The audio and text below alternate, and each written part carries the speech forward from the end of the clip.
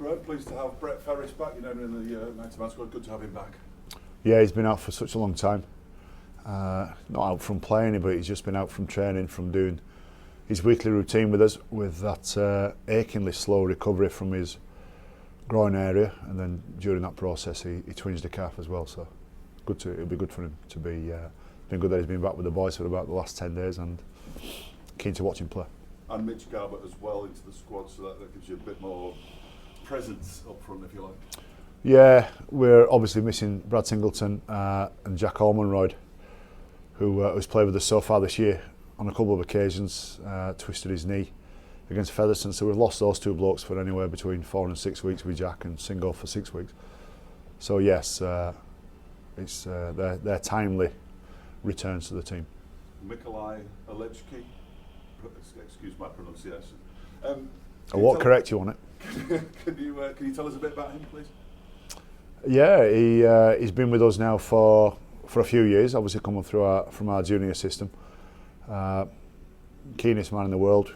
He's a big man that can run quick. I think, and at the stats are that he's the second fastest bloke in the team in the 19. So over about 30-40 metres. And he's learning the game, but learning it really quickly. He's been on loan to Bradford since the start of the year, and played a fair few games with them. Jeff Tuvey has been impressed with him. Some of the things he's been doing has been good. Still learning the game, and we've called him back off loan because we've got two forwards out of the starting team that are there waiting, so we need some cover there. Is he close to making a Super League debut, do you think, in your opinion? He won't play tomorrow night, but you would never say never. There's another 24 hours, 36 hours before we play tomorrow night, so I wouldn't have a problem putting him in. You mentioned Brad Singleton earlier and his suspension. Your view, first of all, on the incident, were you disappointed, clearly, I think, from some of the comments I've seen attributed to you? Yeah. I want to get this right. What Brad did was just wholly unacceptable. He has paid he's paid the price. He's got 6 games. That's the record punishment, isn't it, for Super League? Certainly for a Leeds player, anyway.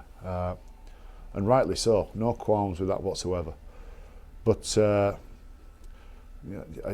got to be careful that I don't sound like I'm trying to justify what he did. But he's an emotional player. Plays on emotion, being a standout player for us. And whenever the game or whenever this team needs somebody to stand up, I think that's what he's tried to do, Brad. I think he's tried to affect something. We'd obviously coming off a horrendous result the week before, and I wanted to put a stamp on the game like front rowers do. Now, he's got it horrendously wrong, but what's really hurt Brad, and speaking with Brad about it, is that it's deemed a cheap shot, and it is. It's the ultimate in cheap shots, and that's not what he's about at all. He's probably one of the most stand-up honest men coming through the ranks. So yeah, and I'm not justifying it, but I just try and get people to understand that he thought he was doing something positive. He thought he was. Now, during that process, when his elbow came up, that's the bit that he just got completely wrong, and at no stage do we condone that.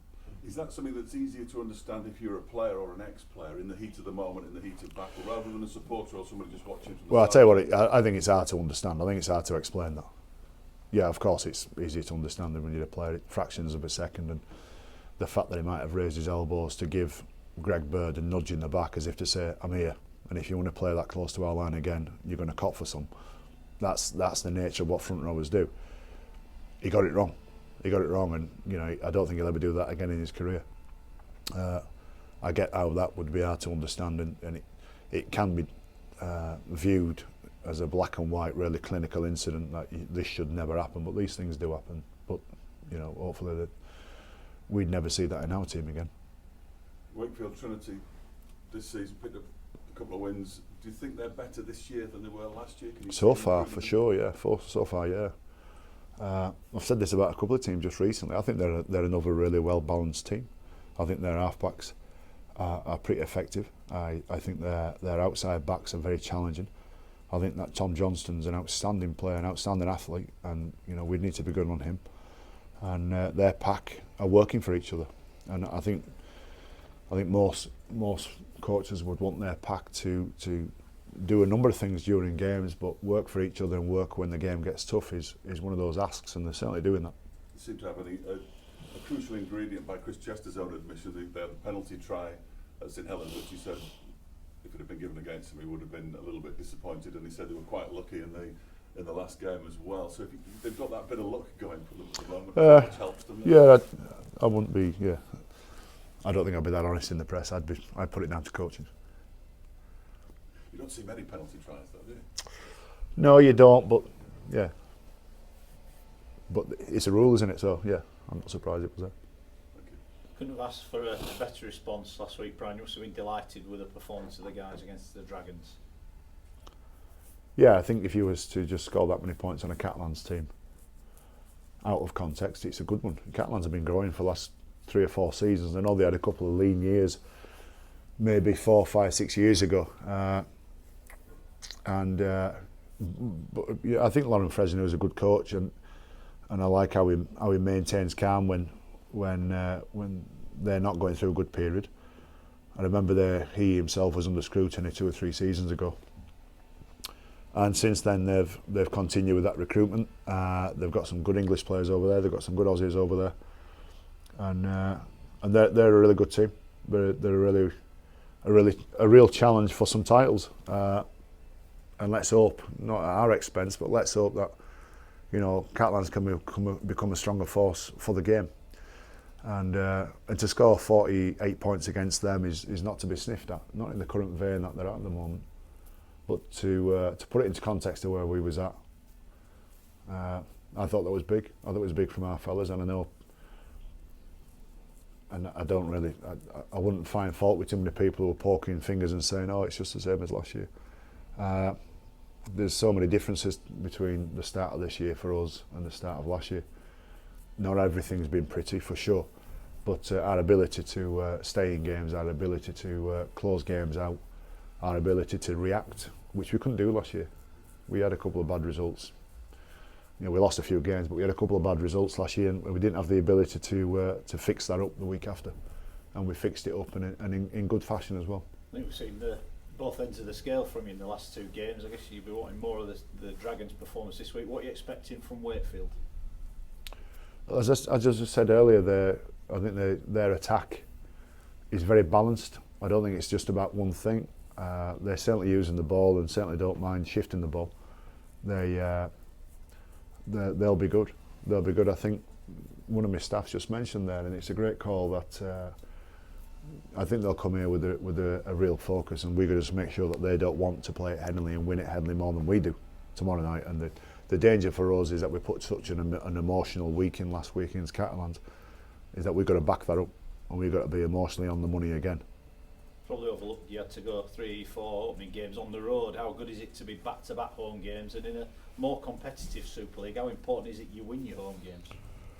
Yeah, for sure, everybody needs to win at home, but I think with the nature of the games, at the start of Super League, if you played at home and you were a reasonable team, you had a good chance of winning. I don't think that's the case anymore, and everybody wants to make their ground a fortress. I know they do, but there's some good teams out there. Look at what's happening in the competition about who's getting games and who's not winning games at the moment. And that's not an indictment on the teams that are losing. That's just, as I made a big spiel last week, the salary cap's in there for a reason. That's to level out the competition. And we level out the competition, that means some of the more, in inverted commas, usual teams will lose games. Nothing's gone wrong. Nothing's going wrong at Warrington. Nothing's going wrong at St Helens. It's just that some teams are playing well and staying in games. And whereas 10 years ago, you was nearly guaranteed, not guaranteed, but pretty confident you beat a Wakefield or a Castleford or a Huddersfield. That's just not the case anymore. They're all good teams. There's a real good spread of talent around the competition. That's what the comp wanted, and that's what we've got. Your expectations then, the fans have to change. I don't mean here, I mean across the board, that teams that we're used to winning every week aren't going to win every week anymore, and that's good for the competition, isn't it? It is, it's great. It's good for the competition if that's what you want. If that's what you want. Listen, I think it's a great, I don't know, experiment's a silly word. It's a great process we've been through. You put a salary cap in place, and 20 years later, we've got a real good levelling out of the competition. if that's what you wanted, it's good. It's good for the competition. The notion that a Catalans might win a trophy could be good. You know, it could be good. I'd like to see that. I think it'd be interesting if Catalans did. But to have a different name on the on a trophy every single year, is that what the comp wants? I don't know. So we as coaches don't think that we're Leeds and we should win. I mean, I've never, when I was here as an assistant coach, and ever since I've been back as a head coach, I've never thought that.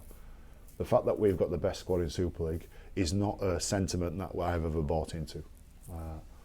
And the fact that we should be drubbing teams by 30 and 40 every week, and when we don't, there's something wrong. That in itself is just it's a misnomer. It's not right. Final one from me. How would you assess the opening 5 games then so far for your side? Erratic. That's what you'd say. Erratic. You know, take the Castleford result out of it. Good.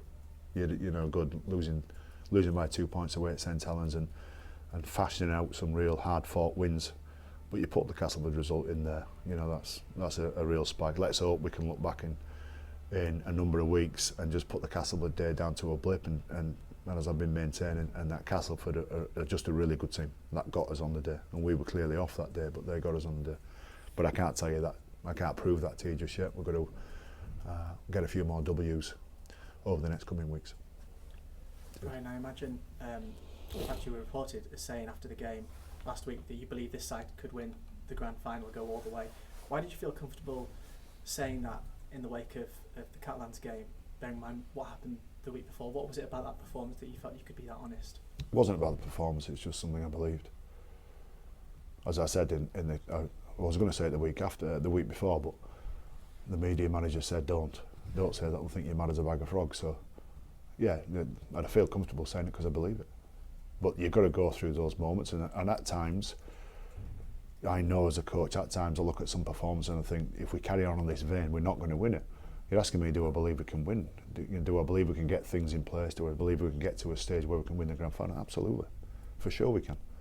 And I think that's what scares a lot of people, and that's what creates creates a bit of uproar. That they believe that we're nowhere near where we should be. And I'm never going to stand and say you're all wrong. You know, after the Castleford result, I'm not going to try and argue against that.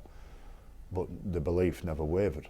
I just knew that we've got to manage that week, and we have to manage the next few weeks. Back to Monday, spoke to a couple of players. Good to see smiles on faces, I imagine, for you as well coming into work on Monday. Always smiling, never publicly. No, yeah, you're going to try and make out that we was all down in the dumps the week after Castle, and it was hard. And then all of a sudden everything's all right again because we win. It's not about that. We've got a great job. We know we've got a fantastic chance this year of being a very, very good team. It just makes sitting in front of you fellas a little bit more easier when we win games instead of not. And on Trinity, revenge in the air after what happened here with the last minute try last year? Yeah, no, that's a couple of people have talked about that. No, it's not a big thing. A different team, different landscape, different feel of a different team out there. So